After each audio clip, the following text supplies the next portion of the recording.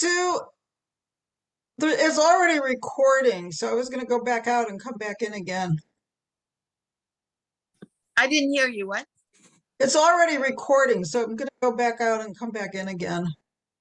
And so I have to do that then too, right? Yeah. Oh, wait. No, we don't have to do that. I just hit pause recording. The session goes until 5. And if we're having a blast doing the last little exercise that I want us to do together and we get to it late, then whoever wants to stay on for it can stay on. But hopefully we'll all get to it. Where was up to? Marilyn, who I never saw in person. Hi, I'm glad Hi. to be here today. Great. Malka? Hi, everybody. I'm Malka Kutnick. Hello. Great. And Myrna? Myrna is somebody that I could leave and have Myrna lead this.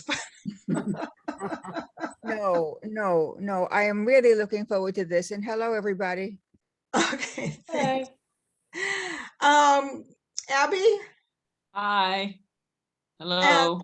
What am I supposed to, am I supposed to say something?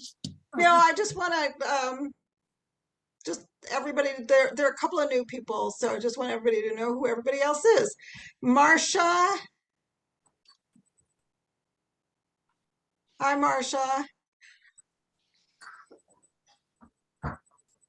And Marcia, you're muted, but I guess we'll just move. Carol Rose, you want to just wave? It already said hi. Jackie, I don't think you said hi to the group. I think you came Hi, up. group. I'm Jackie. My camera is dead on my computer, so I can't show a picture, but hello. Okay, Hi, good. Jackie. Good. And Alton. So at least we have 2 guys here, thank goodness.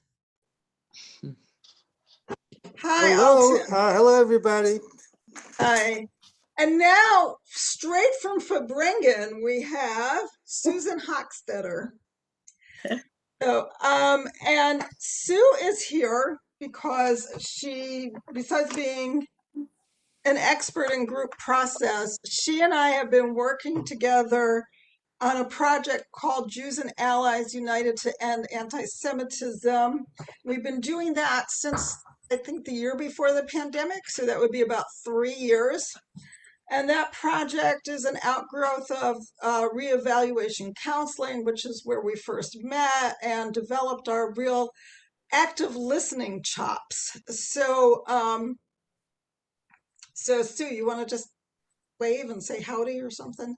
Hi, and it's nice. Thanks, Martha, and it's nice to meet all of you. Yeah, I'm thrilled that she's here. So just to give a little bit more of the method behind my madness, and I want to thank all of you for being here. I was thinking today I have the weirdest idea of fun that I thought this would be fun to do on a Sunday afternoon. Originally, the idea was to share some of the work that I've been doing, because another weird idea of fun that I had was I would retire and get another degree in Jewish studies. And what did I really want to study but historical trauma and anti-Semitism? But I've talked about that a little bit at shul already, and I have started to write a little bit on it. And what really has struck me is that we're in a very difficult time in this country. I feel that democracy is threatened. Many of us feel that way. And at the same time, anti-Semitism has been rearing its ugly head. And some of the issues that have come up really intensely for me are around how to show up in spaces that are dedicated to things that I really care about, like anti-racism work, climate work, voters' rights, women's rights. And it's like a whack-a-mole because I want to participate and then something around anti-Semitism pops up. And people have different levels of tolerance. and that's okay. I mean, levels of tolerance for what they can deal with in terms of showing up in different spaces. For me, and this is where people like Sue have been so important in my life, is to have somebody who I can process these feelings around showing up where I might not feel terribly welcome at the moment. And just processing and coming to a conclusion. And the conclusion that I might have one day may not be the same conclusion I'll have at another time in the in these issues. As many of you know, one of my favorite Congress people is Jamie Raskin, and I have two examples of things that happened. Well, I'll just say that I was very influenced. I had the opportunity to hear him speak recently, and at another synagogue. And I asked him if he had any wisdom about how about dealing with the fact that there is anti-Semitism on both the right and the left, and also the need to show up. The fact that any wisdom for people with progressive leanings. And he was very clear that anti-Semitism exists and called it out for what it is, and also that our democracy is in danger, and that we do need to show up at various. We can't all show up for everything. Now I'm taking words, I'm back to my words. We can't all show up for everything. And I'm not even saying that we even need to show up at rallies and marches and in public spaces. But it is a time when it would be so unfortunate if we didn't do what needs to be done to ensure that we have a healthy future. So I'm going to try some screen sharing, and I would just like to know, can anybody want to read the first one?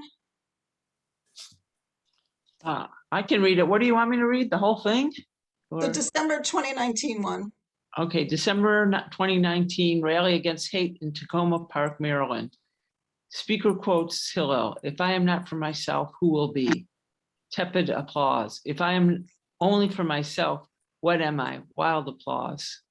Mm-hmm. And somebody want to read the second one? Sure, I will. Late October 2021, encounter in another shuo. After soul searching, decide not to go to the voters' rights rally, but to an event at this shuo.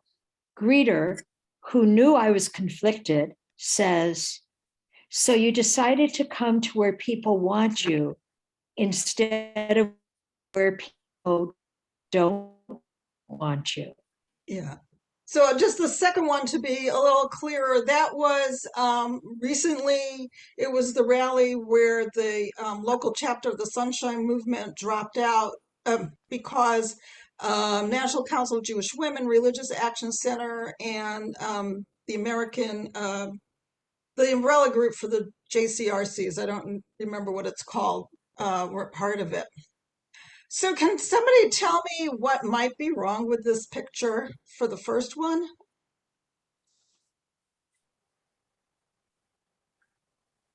Or maybe you don't think there's anything wrong with this picture. So question, I mean, yeah, my question is, who is the audience? Because was it primarily a Jewish group? I mean, because I think the context matters. Oh, the rally against hate was basically a rally against anti-Semitism. It was, okay. Yeah.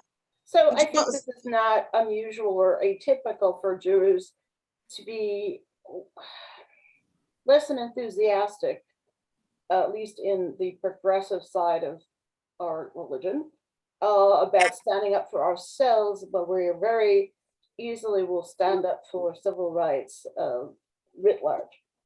Yeah. Yeah, that's what I thought. How about the second one? The statement of the greeter.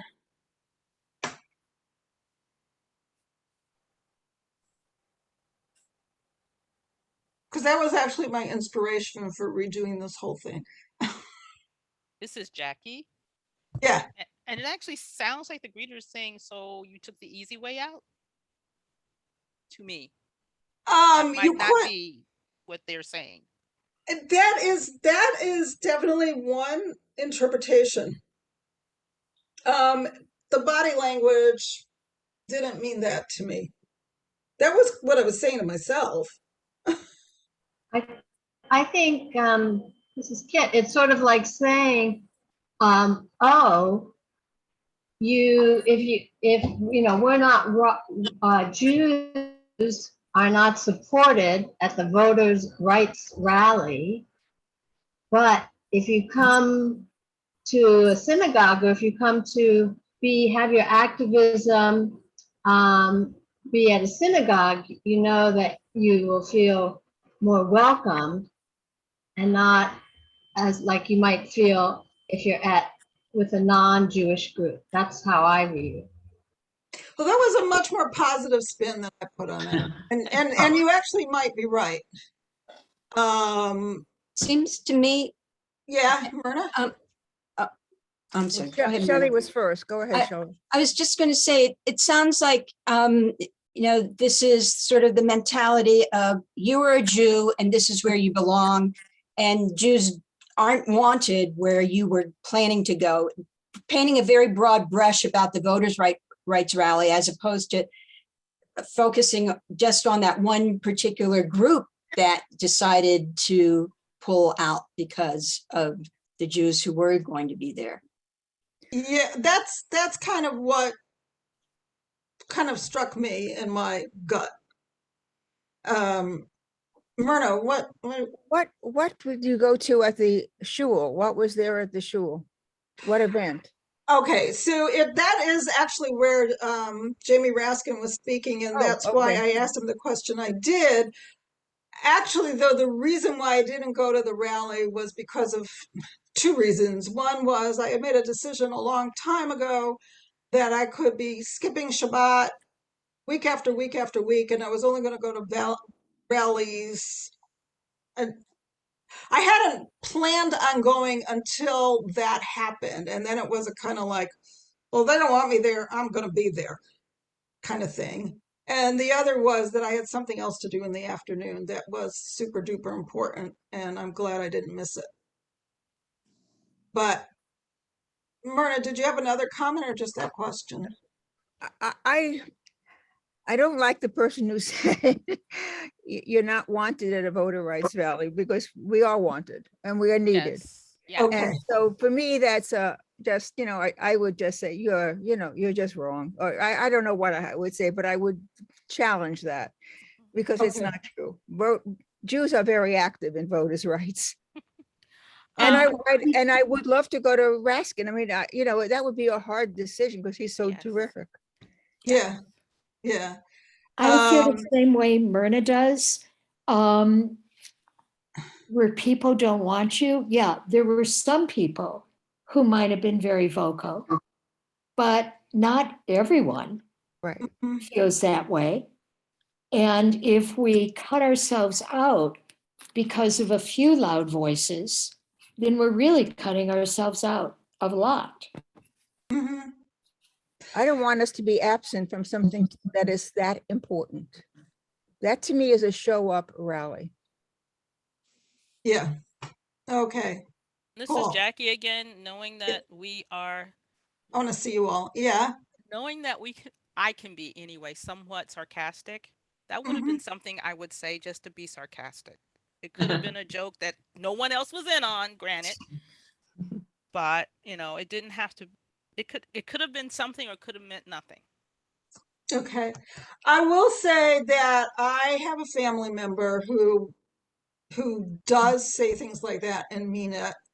And so part of the process that I'm sharing with you and inviting you along with me on to sort of be my buddies on is to kind of help figure out what to say to people in situations like that. But I do think we also have to understand that anti-Semitism is real.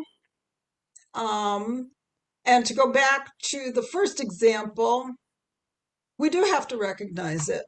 So I want to, there are many definitions of anti-Semitism out there, and I know we have some super duper experts here.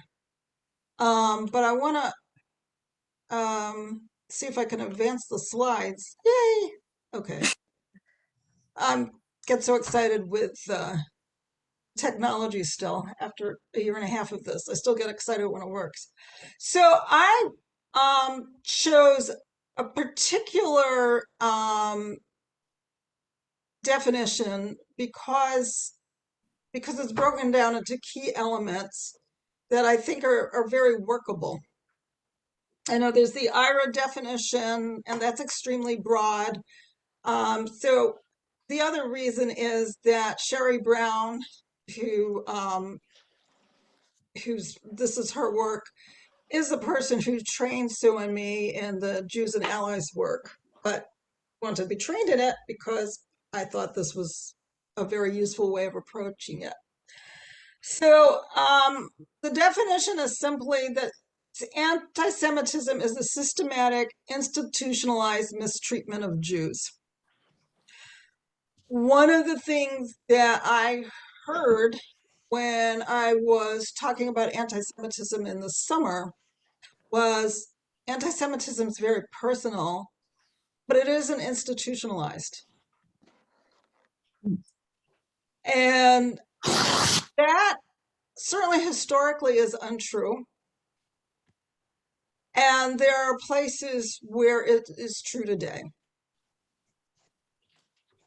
There are also some key elements which are blame, like scapegoating, isolation, and terror.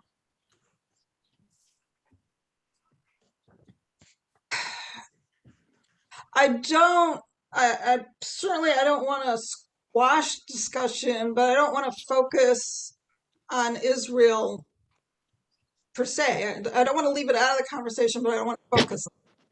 But to my mind, where anti-Israel and anti-Semitism bifurcate is when Israel becomes the scapegoat of the nations.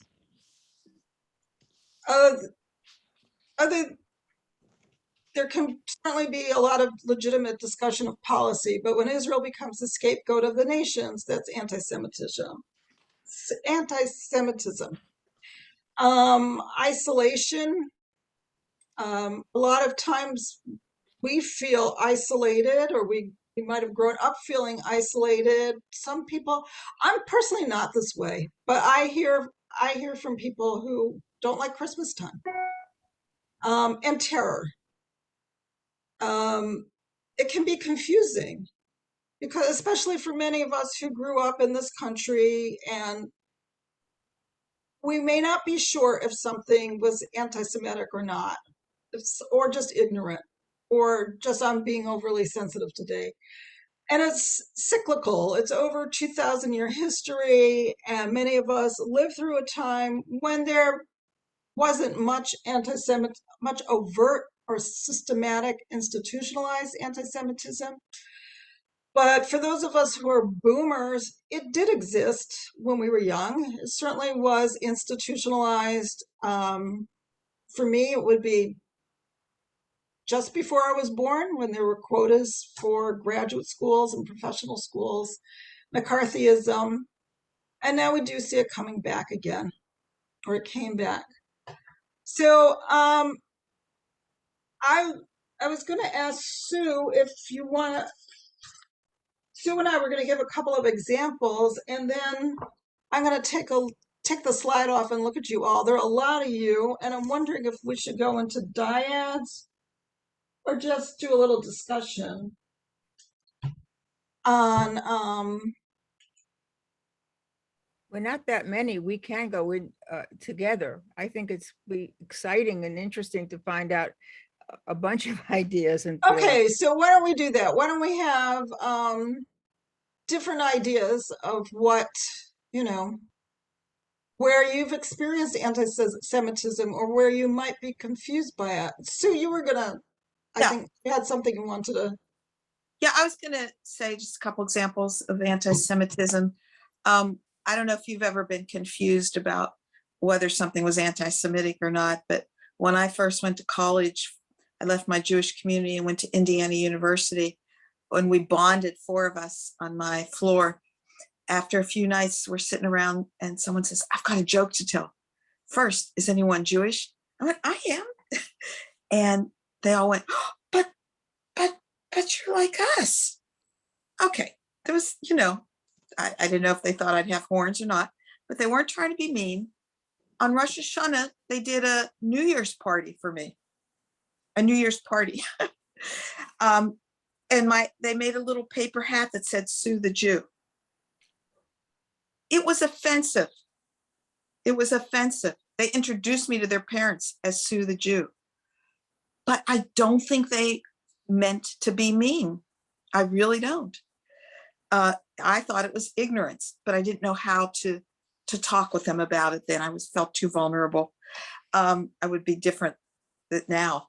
I want to give you 2 quick examples of clear anti-Semitism. I don't know if you think that. Did they tell the joke? When they heard you were Jewish, did they tell the joke? No. That's anti-Semitism. You know, one of them ended up marrying a Jewish man, so it was interesting. Just when my daughter, who just graduated college, went to college, and she's very progressive, and there were a lot of anti-racism marches and different marches, and they asked, and this happened around the country, they asked groups that Jewish groups not to join because of Israel's role with Palestinians. That was anti-Semitism, clear. And it spurred me to do my working on anti-Semitism, because I wanted young people to, to be a little bit clearer and not be ashamed.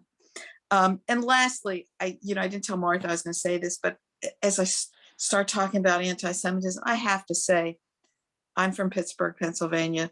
I'm from Squirrel Hill in Pittsburgh. My long-term classmate was murdered. Our family doctor was murdered. That clearly was anti-Semitism, what happened there. So there's some things we have a range here from not sure, and I don't know what you think about that, my not sure example, to there. Oops. Sorry, I have to shut this for a bit. All right, please come back. Oh, Okay. Oh, you got a lot to say. Turn on mute yourself, please. Any other any responses or examples? Debbie. Well, as probably the only Jew here from Indiana, I thought I would weigh in. Of course, I grew up in the region, which Susan knows what that means because she went to IU. So, oh yeah, Carol knows too. That's right, we've had that conversation.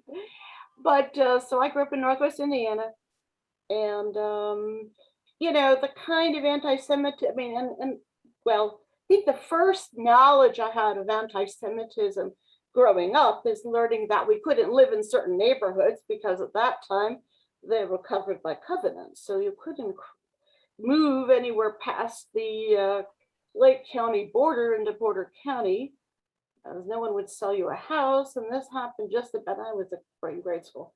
But this is about the same time that we had our first Black mayor in Gary, and then there was a lot of white flight. So there were just a lot of racial talk, and there's a lot of tension between groups. Although where I grew up was so multi-ethnic, there weren't as many overt anti-Semitic incidents as you might imagine. It was just because in many ways we're sort of isolated from it because We lived in very segregated areas. More of it was on the you guys killed Jesus nature, or wanting to convert, because there was all the I was one of the very few Jews in the public school in Gary by the time I was in high school. And because most of Jews had moved out of the community. And so a lot of it was wanting to convert me, knowing nothing really about it, or having everyone stare at me when we were studying World War II, and things like that. It just more of a you're other, you're different. We don't, and it was just part of the ethos.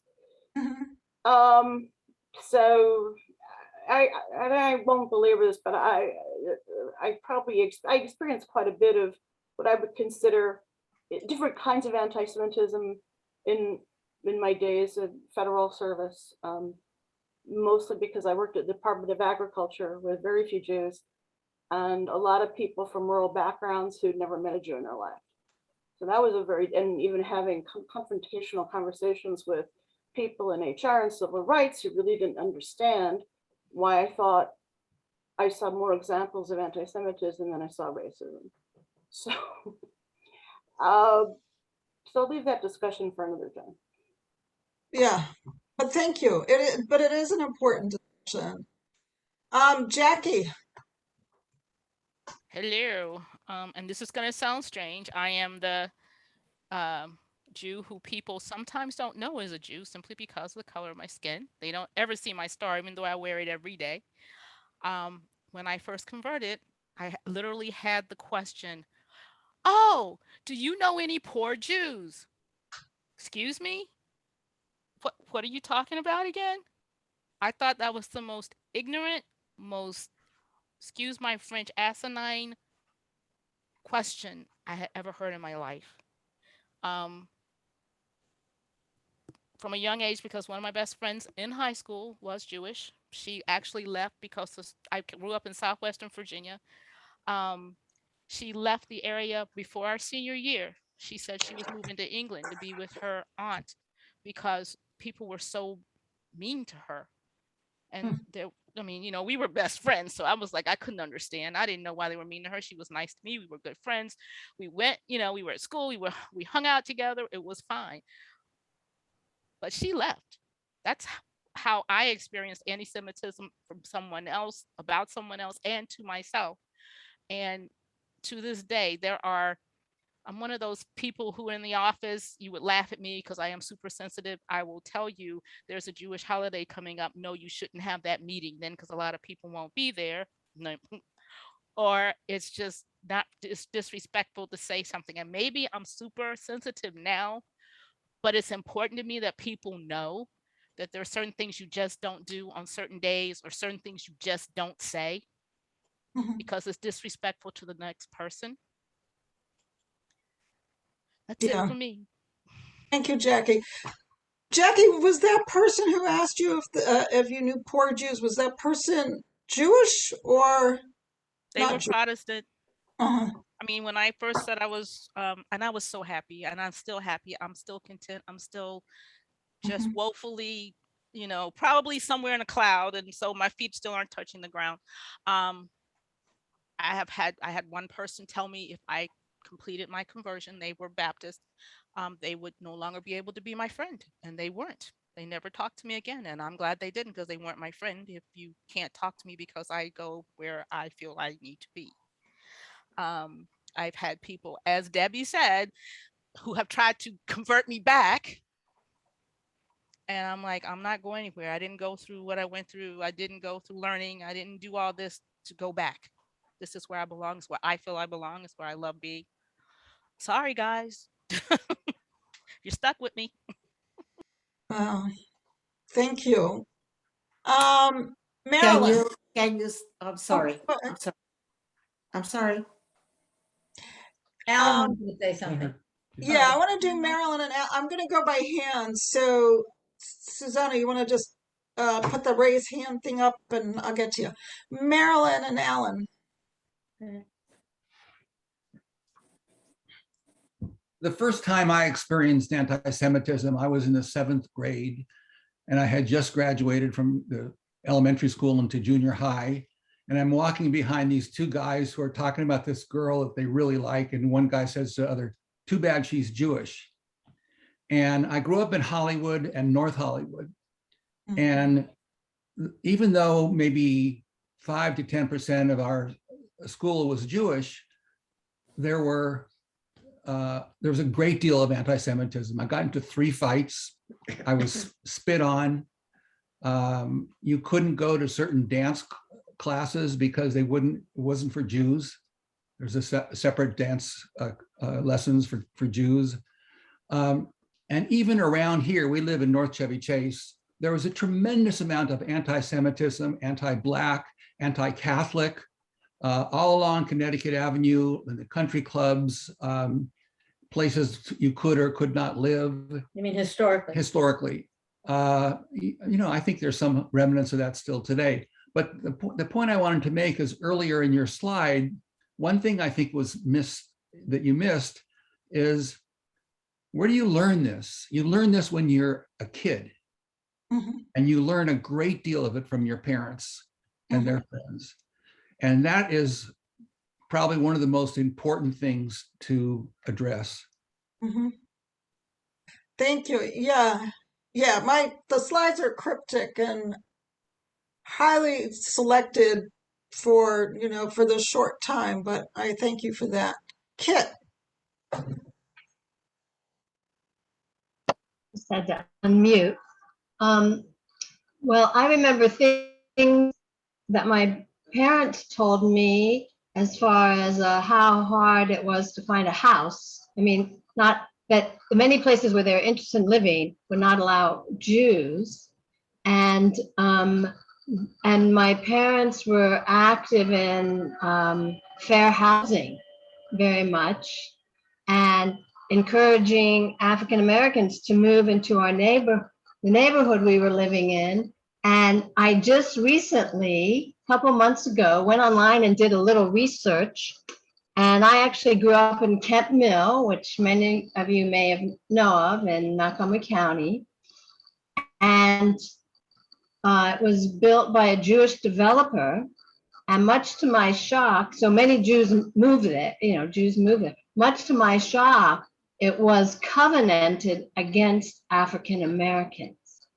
And so I was shocked, because I thought, why would my parents have moved there? And then I was surprised, because I remember they were really active in fair housing and going out and trying to get African Americans and things to move to our neighborhood. So they were, I think they moved there because they talked about how hard it was to find a place to live. And then I think they were active in trying to change what was happening then in Kent Mill. Yeah. So I think that, we heard the same things about Levittown and all these places that were also coveted in order to get loans and things like this going. So, and then I remember for myself, I lived in Spain during Franco, and I was the only Jew really anyone had met, because Jews had been expelled in 1492 and could not be public in any way until 1972.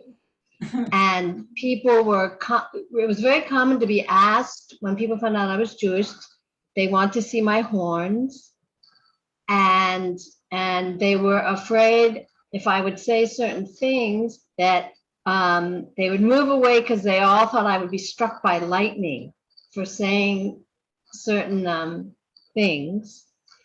And so that was interesting. And then when I was in college in Wisconsin, I was in charge of a dormitory, and a freshman around Easter time knocked on the door. I had a little apartment, like a little apartment in the dorm, and he knocked on my door. He was this really nice kid, and he said to me, "Kid, I've never met any Jews until I came here. You're Jewish, aren't you?" And I said, "Yes." And he said, well, I just want to ask you something that I was taught, but now it seems like it's very hard to believe. And he said, is it true that at this Pesach, at the Seder for Passover, you drink Christian baby's blood? And I was just totally stunned. And I said to him, I said, oh, no, that's an outrageous lie. And I want to thank you so much for being so brave to come and ask me about this and whether it was true or not. Wow. And things. And his family owned a company that's famous that produced a national product. And I've never bought that product after that happened. Now, if he's in charge, I would buy it again, but that. And then also, I remember being in a checkout line in my neighborhood, and I was carrying this big bunch of flowers, and outside there was a flower vendor, and I came in, and the checkout person said to me, oh, did you get those flowers from that guy out front? And I said, no. And he goes, well, that's good, because he will just Jew you down. And I said to him, oh, I'm Jewish. And you probably don't even make the connection when you use that expression. But, it's really offensive to me, because it's like saying all Jews or anyone who does anything around money is Jewish. Yeah. And I said, so I just want, to say that. And I said, again, sometimes we'll say expressions that we don't even know. And he said, you're right. I never made that connection. I feel so, bad, and I won't say that again. And then I also do have a real concern. So. Yeah, thank you. I got a request. I want to. That was great, but I do need to request that people be a little bit briefer, so we can take like 3 more. And but you also brought up some great points that I want to respond to. And then there's just one more thing that I really want to do this afternoon. So I just wrote some notes on a couple of points that I want to respond to, because you brought up some really important things. Juji. I don't have to. I mean, truly, we have had a lot of stories that they're really wonderful. So I don't have to. Thank you. Okay. Malka, wanna? Yeah, okay. I just want to bring up something that happened to my cousin who had to spend the first 10 years of his life in Poland because, well, the borders closed, and that's a long story. But he was very talented in music, and he wanted to go to the special school, which was called the gymnasium, and they wouldn't allow it. And so when he came to this country when he was about 13, he's always wanted to be a musician, but he always felt badly that he couldn't have started earlier. He felt like that would have been much better for him. I just wanted to say that. Yeah. Thank you. And Myrna. Or is that your hand from earlier? I can't tell. All right. No, it's it. I just wanted to piggyback on what Kit said. I come from a very Jewish neighborhood in Brooklyn, but my first job outside of Brooklyn, I was right out of high school, was at an equitable life insurance company in Manhattan. And when the women, the girls learned that I was Jewish, the first things they did was touch my head for horns. And this was New York. And that was a stunner, because you don't expect that in New York. Yeah. Thank you.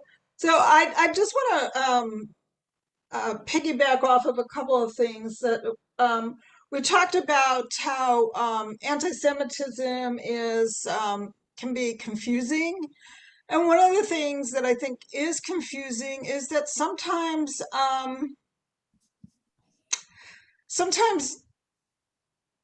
Jews are put in roles. I'm going to talk in a minute about internalized oppression. Sometimes we are put in roles where we kind of call it the middle agent, where we're perceived as being the oppressor. So, for example, in Poland, Jews couldn't own property, but they collected rents and managed properties for the aristocracy.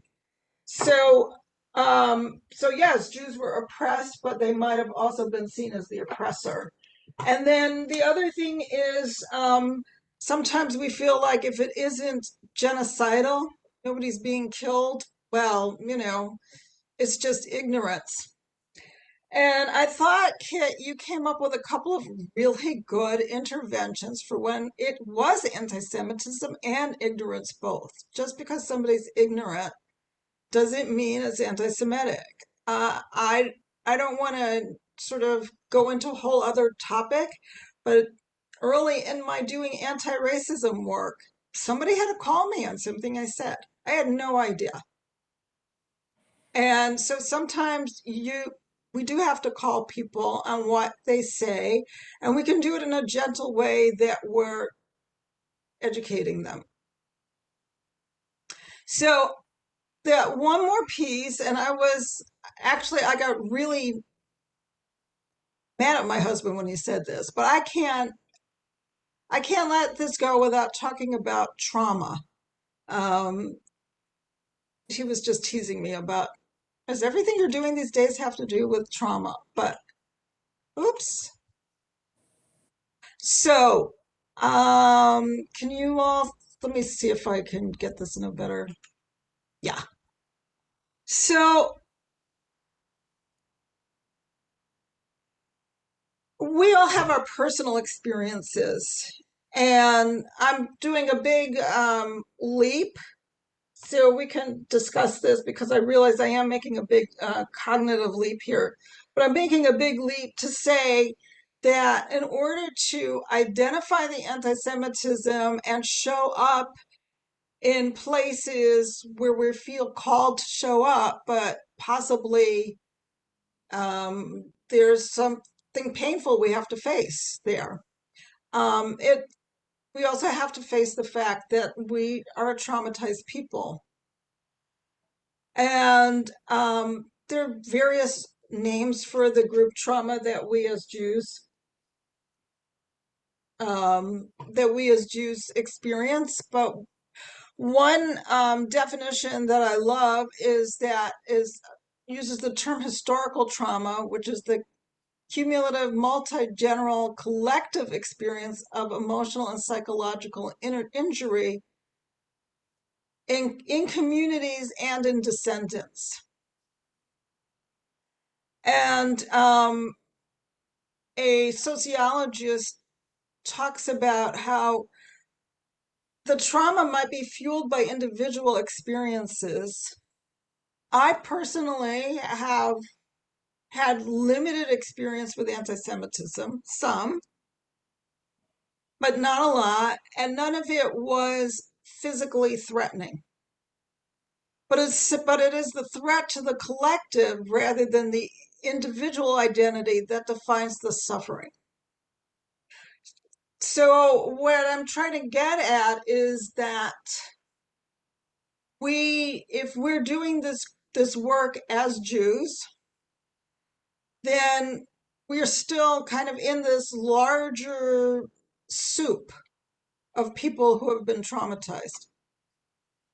And then there's a kind of other side of the coin, which is internalized oppression, which is when we take in this trauma and actually believe it. And when we believe some aspect of this trauma is true. I think if you want to, actually, Sue, I would love for you to just share something that you've noticed about. Sure. Why don't I questions on this, and then Sue, maybe you can share what you were going to share. Anybody have any questions or anything that I can? try and clarify, because I know I made a little bit of a leap. Ingrid, you're muted. Let me see if I can unmute you. No, I did it. Can you clarify the distinction between the two ideas you just mentioned? Between the historical trauma and internalized oppression? Yes. Okay, because at first I just did two ways of looking at historical trauma. One was, more historical, and the other was more sociological, but it was basically the same thing. So internalized oppression is when we actually believe it, when we actually think. It could be as simple as I don't have a Jewish nose. I don't have a Jewish nose. I don't have a Jewish name, and I actually could pass very easily. But somebody might have the kind of nose where Barbara Streisand, thinks she did not do anything to her nose, and that was considered to be a really big deal in the 1960s. Jewish women with noses like Barbara Streisand's often got them quote unquote fixed. That would be internalized oppression. It could be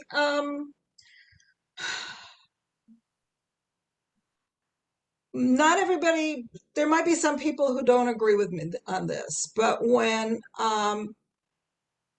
people say that the uptick in anti-Semitism in recent years and in this past year in particular have to do with Israel's behavior, that's anti-Semitism. Israel, also in my opinion, they overdid it.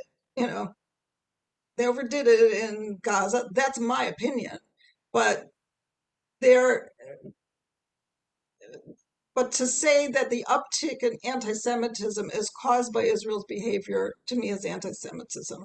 And that, to me, is internalized oppression. Not everybody agrees with me on that. Frank, you're muted. Have you ever noticed how people shout, "You're muted"? Yeah, Frank. That's right.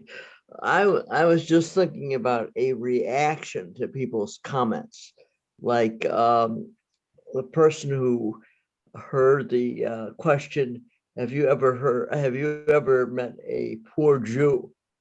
I mean, and remarks like that. Obviously, they think that all Jews are wealthy and Jews steal money and money's dirty and take advantage of people and money. Is it wise? I suppose I'm saying this is a serious comment that they really feel this way.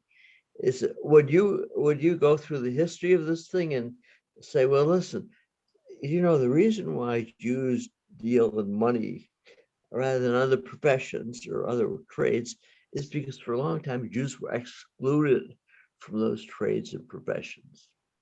And the only business they could get into was lending money. So that's why Jews are more into lending money than into being a painter or a store owner, because they were excluded from these. Now, I don't know whether that's harmful or hurtful, but at least it gives people education about where this concern came from. And I'd like to hear other people's opinions on that.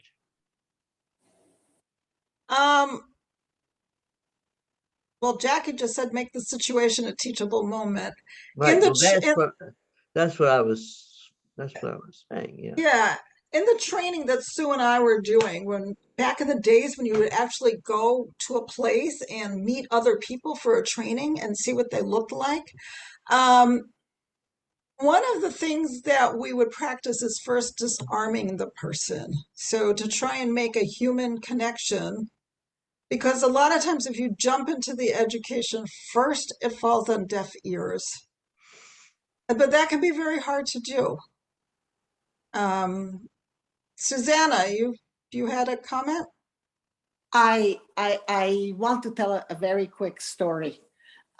This has been really wonderful and illuminating. I want to say that the first time that I became consciously hit in the head by racism was in the first conversation that I had in a diversity class many, many years ago, where it suddenly dawned on me that there is a remarkable similarity between how we, or how I as a Jew, have felt oppressed to what I heard expressed in that class. And that was a very moving thing for me, to understand that oppression in our hearts, in our skins, feels the same no matter who we feel hates us.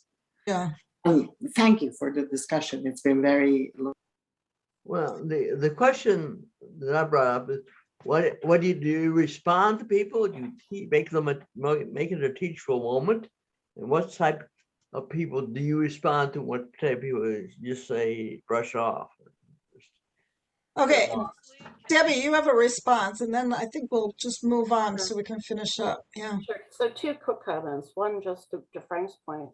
I will tell you that when I was asked why were Jews subject to such prejudice in Europe during the Nazis, mostly by African Americans, my co-workers, I certainly took that as a teachable moment and explained, well, just explain that you understood that Jews were subject to race hatred, right? And like actually talked about it, because they didn't understand that. They didn't know that history. So I think sometimes that's important.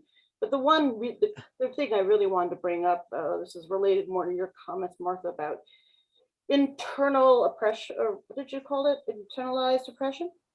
It was, I think that often one's ability to withstand that or not be subject to that is dependent on one's understanding of one's background.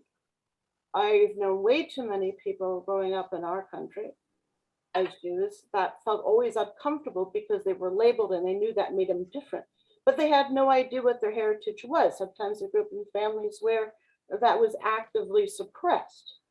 They had very little knowledge, as we know this is a endemic problem with Jewish people, that often they may be great professionals in other respects. When it comes to their knowledge of Judaism and Jewish history, it's virtually nil.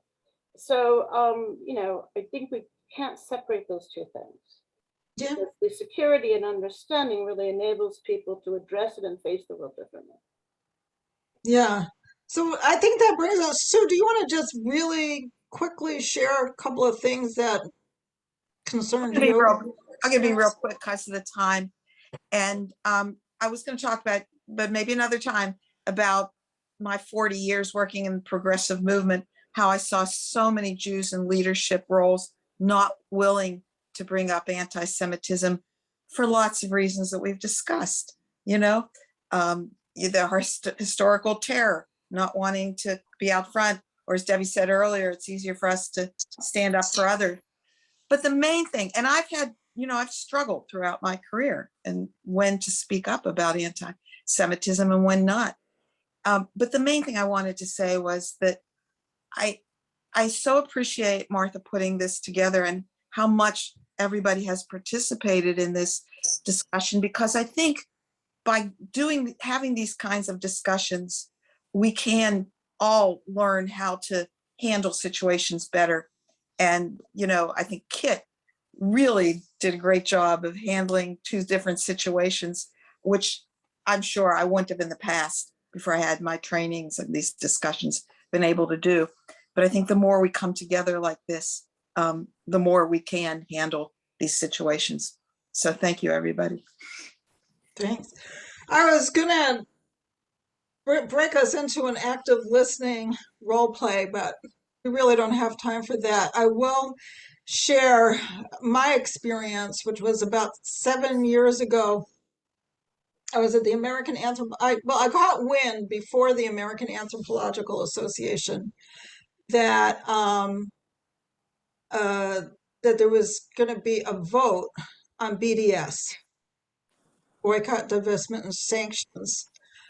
And I was going to the conference as part of my work. So I was there on the government's nickel. And I was told that there was no way I could speak on this. So I felt really bad about that, but I did go to a couple of meetings and sat and listened, and heard some of the pain of the Israeli members. So what this meant, it wasn't just about boycotting things made in Israel. This actually meant that if an advisor wrote a reference for somebody to go study in Israel, that could be boycotted. Any Israeli professor, no matter how leftist, could be boycotted.